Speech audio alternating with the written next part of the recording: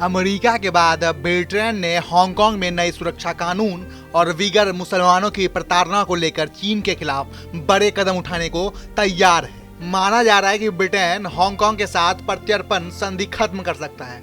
Britain के विदेश मंत्री डोमिनिक राब इस संबंध में संसद में घोषणा कर सकते हैं। 30 साल से ज्यादा समय से दोनों देशों के बीच ये संधि है। हालांकि चीन के सरकारी अखबार ग्लोबल टाइम्स के मुताबिक चीन के विदेश मंत्री ने ब्रिटेन से अपील की है कि वह गलत रास्ते पर आगे नहीं बढ़े। इससे ब्रिटेन और चीन के आपसी रिश्तों को और नुकसान होगा। हांगकांग में नए राष्ट्रीय सुरक्षा कानून को लेकर अमेरिका ने कई फैसले किए हैं। इनमें से सबसे अहम फैसला है हांगकांग को व्यापार में प्राथमिकता का दर्जा वापस लेना। ब्रिटेन ने भी हांगकांग में रहने वाले लोगों को अपने यहाँ आने की पेशकश की है। दूसरी ओर चीन कई बार कह चुका है कि अमेरिका और ब्रिटेन उनके आंतरिक मामलों में दखल न दे। चीन का कहना है कि अमेरिका और ब्रिटेन हांगकांग को अस्थिर करने की कोशिश कर रहा है। हांगकांग पहले ब्रिटेन का उपनिवेश था। प्रत्यर्पण संधि के तहत हांगकांग में अपराध करने वाले अगर ब्रिटेन में आते हैं तो उन्हें पकड़कर वापस हांगकांग में भेजा जा सकता है।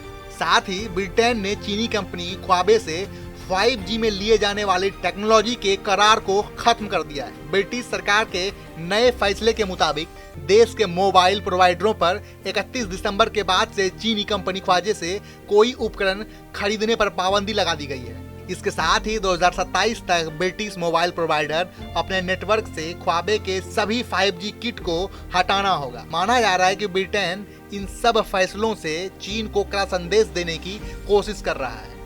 ब्रिटेन और अमेरिका का तर्क है कि चीन ने 1984 में हुए समझौते में इसकी गारंटी दी थी। 1997 से हांगकांग पर चीन का नियंत्रण है।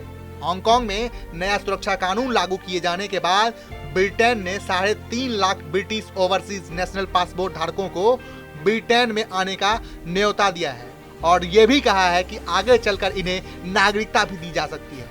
इसके अलावा करीब 26 लाख अन्य नागरिकों को भी ब्रिटेन आने का प्रस्ताव दिया गया है। हांगकांग में ब्रितानी नागरिक जो ओवरसीज पासपोर्ट पर हैं, उन्हें 1980 में विशेष दर्जा दिया गया, लेकिन फिलहाल उनके अधिकार सीमित हैं और वे सिर्फ 6 महीने तक ही ब्रिटेन में बिना वीजा के रह सकते हैं। सरकार की नई योजना के तहत सभी ब्रितानी प्रवासी नागरिक और उनके आश्रितों को ब्रिटेन में रहने का अधिकार दिया जाएगा। इनमें 5 साल तक काम करने और पढ़ने का भी अधिकार होगा।